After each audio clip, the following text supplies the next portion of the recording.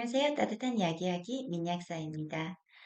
약국에 있다 보면 약을 드시다가도 이제 검사나 수술을 받으실 경우에 내가 먹고 있는 약 중에서 중단해야 되는 약이 있는지 물어보러 오시는 분들이 꽤 많습니다. 그래서 오늘 이 시간에는 수술이나 검사 전에 미리 중단해야 될 약물들을 좀 정리해 보는 시간을 마련했습니다.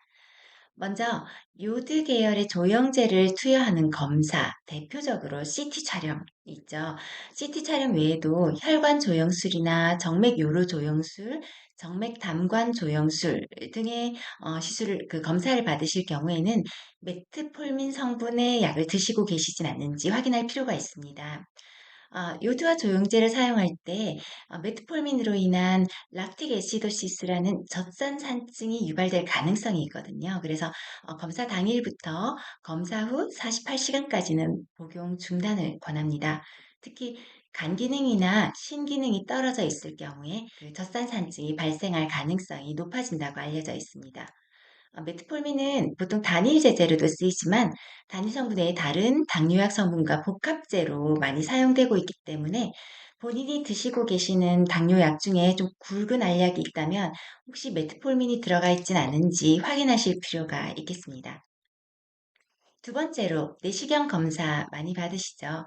내시경 검사 시에 좀 주의할 약들은 대표적으로 항응고제, 혈소판 응집억제제 이런 약들이 있습니다. 내시경 검사할 때 출혈 위험이 증가할 수가 있기 때문에 그렇습니다. 특히 점막 절제 같은 출혈 위험이 높은 경우에는 와파린 같은 항응고제는 한 5일 전부터 그 외에 혈소판 응집억제제 등은 뭐 이틀에서 5일 전부터 미리 중단하는 게 좋겠고요. 보통은 내시경 후에 최대 48시간 이내에는 복용을 재개하도록 합니다. 특히 대장 내시경 시에 먹는 철분제를 드시고 계시진 않은지 확인할 필요가 있습니다. 변을 검게 만들거나 끈적거리게 만들어서 검사를 방해할 수가 있기 때문에 보통 대장 내시경 하시기는 최소 5일 전부터 복용 중단을 권합니다. 또 복용 중인 약물 중에 변비를 유발할 수 있는 약물이 있진 않은지를 확인할 필요도 있겠죠. 또 세 번째로 수술 또는 출혈이 따르는 발치 같은 치과 치료도 포함해서입니다. 이런 경우에는 항응고제, 혈소판 응집 억제제 외에도 혈액순환 개선제나 엔세이즈라고 알려져 있는 비스테로이드성 소염 진통제를 복용하시고 있진 않은지 확인해야 되겠죠. 먼저 항응고제 와파린 같은 경우에는 수술 보통 4-5일 전부터 중단 하셔야 되고요. 수술하시고 나서 계속 끊고 계시면 안 되겠죠? 지혈을 확인한 후부터 12시간 내지 24시간 이후에는 투여를 재개하도록 합니다.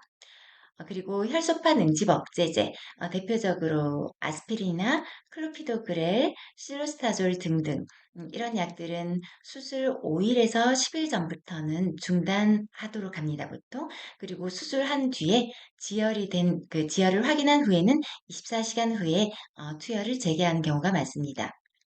그 외에 혈액순환 개선제, 뭐 은행잎 추출물 성분 같은 혈액순환 개선제 같은 경우에는 수술 36시간 전부터는 미리 중단하시는 게 좋고요. 비스테로이드성 소염 진통제 엔세이즈는 수술 하루에서 3일 전부터는 복용을 보통 중단합니다.